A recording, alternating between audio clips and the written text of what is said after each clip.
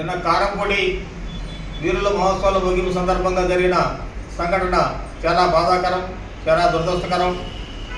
ఎంతో ఆనందంగా జరిగిన ఐదు రోజుల తిరునాళ్ళ సందర్భంగా మరి నిన్న వీరాచారవంతులైనటువంటి నరసింహం గారు విద్యుత్ షాక్తో మరణించడం వల్ల వారి కుటుంబానికి తెలుగుదేశం పార్టీ తరఫున ప్రగాఢ సానుభూతిని తెలియజేసుకుంటున్నాము. అలాగే మరి తీవ్రంగా గాయాల పాలైనటువంటి అంగంరావుని మరి గుంటూరు హాస్పిటల్ కూడా తరలించడం జరిగింది. ఆయనకి మెరుగైన వైద్యం చేయమని చెప్పి మా శాసనసభ్యులు జోలకంటి బ్రహ్మారెడ్డి గారు కూడా వైద్యులను కోరడం జరిగింది.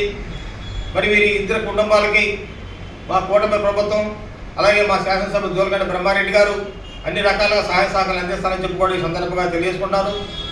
మరి మరణించినందుకు నరసింహం గారికి వెంటనే ఎలక్ట్రికల్ డిపార్ట్మెంట్ తరఫున 5 లక్షల రూపాయల పరిహారం ఇవ్వడం జరుగుతుంది.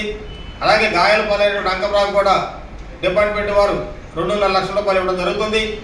అదే కాకుండా మరి కూటమి ప్రభుత్వం తరఫున మా ముఖ్యమంత్రి చంద్రబాబు నాయుడు గారు కూడా వీరి కుటుంబాలని ఆర్థికంగా ఆదుకోవడం జరుగుతుందని చెప్పి కూడా ఈ సందర్భంగా తెలియజేసుకుంటూ వీరు మరి మరణించినటువంటి నరసింహ కుటుంబానికి మేము మా యొక్క ప్రగాఢ సానుభూతిని సంతాపాన్ని తెలియజేసుకుంటూ రాబోయే రోజుల్లో కూడా తెలుగుదేశం పార్టీ వారి కుటుంబానికి అండగా ఉంటుందని చెప్పి తెలియజేసుకుంటూ సెలవు తీసుకుంటున్నాను.